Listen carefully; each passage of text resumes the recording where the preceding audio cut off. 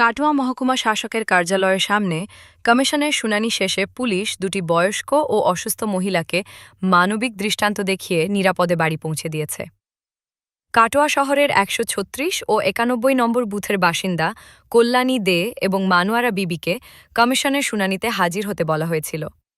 বয়স এবং অসুস্থতার কারণে শুনানির পরে কর্তব্যরত পুলিশ তাদের নিজস্ব গাড়িতে করে বাড়ি পৌঁছে দেয়।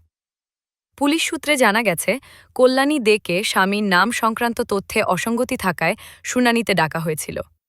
অন্যদিকে মানুয়ারা বিবির বয়স সংক্রান্ত তথ্যের মধ্যে গরমিল ধরা পড়ায় তাকেও হাজির করা হয়েছিল। এক পুলিশ কর্মকর্তা জানান, দুজনেই অসুস্থ ও বয়স্ক মহিলা, তাই মানবিক দিক বিবেচনা করেই তাদের নিরাপদে বাড়ি পৌঁছে দেওয়ার ব্যবস্থা করা হয়েছে। পুলিশের এই সহানুভূতিশীল উদ্যোগে খুশি কল্যাণী দে ও মানুয়ারা বিবি। প্রশাসনের পাশাপাশি পুলিশের এমন মানবিক ভূমিকা স্থানীয় মানুষের প্রশংসা কুড়িয়েছে।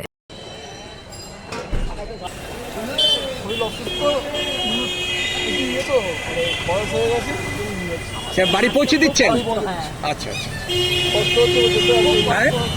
যেটা অসুবিধা হচ্ছে ওই জন্য নিয়ে যেতে পারি।